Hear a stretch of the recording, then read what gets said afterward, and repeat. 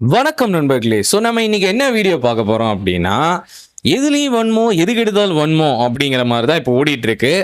பிரியாணி மேனுக்கு இர்ஃபான் ஃபி மேல இருந்த வன்மம். ஸோ ஒரு விஷயத்த அவர் வந்து எடுத்துட்டு வந்து சொல்றாரு. அது தப்பு இல்ல. ஆனா அது எதுக்காக பண்றாரு? ஒரு ஆல்ரெடி பிரபலம் ஆயிட்டாங்க. அவங்கள அடிச்சா நம்ம ட்ரெண்டிங்ல போவோம். திருப்பி அவங்க அடிப்பாங்களா, அடிக்கலையோ அது விஷயம் இல்ல. பட் அடிச்சாங்கன்னா நம்ம ட்ரெண்டிங் தானே. லைட்டா பொறாம நல்லா க்ளோஸ் ஃப்ரெண்ட் தான் சார். டக்குன்னு கொஞ்சம் பொறாமை வெண்மத்தை கக்கிட்டு போறான்.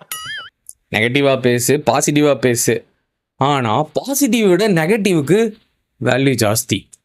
அதனால தான் சில சின்ன சின்ன யூடியூபர்ஸ் ஆகட்டும் அண்ட் பெரிய யூடியூபர்ஸ் ஆகட்டும், சில விஷயங்கள் நெகட்டிவா பேசிட்டு அது அப்படியே ட்ரெண்டிங்ல போயிருது. அதனால என்ன பண்றாங்க எல்லாரும் அப்படின்னு பார்த்தீங்கன்னா, நெகட்டிவான விஷயங்களை ஸ்ப்ரெட் பண்ண ஆரம்பிக்கிறாங்க. நீங்களா யாருடா? How do I tell you?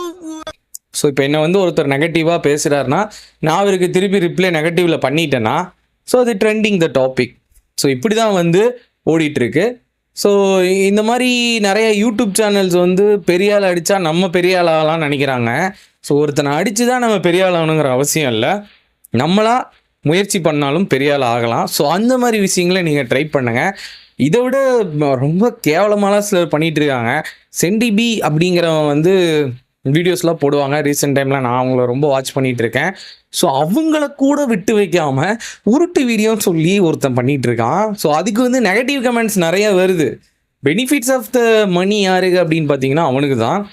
அவன் வந்து பார்த்தீங்கன்னா இந்த மாதிரி வியூஸுக்காக நெகட்டிவை ஸ்ப்ரெட் பண்ணுறான். மேக்ஸிமம் ஆஃப் கமெண்ட்ஸ் வந்து எப்படி வந்திருக்குன்னா, நீ நீ உருட்டுறதை விடலாம் பெரிய உருட்டு இல்லடா அப்படின்னு சொல்லி தான் நிறைய கமெண்ட்ஸ் வருது.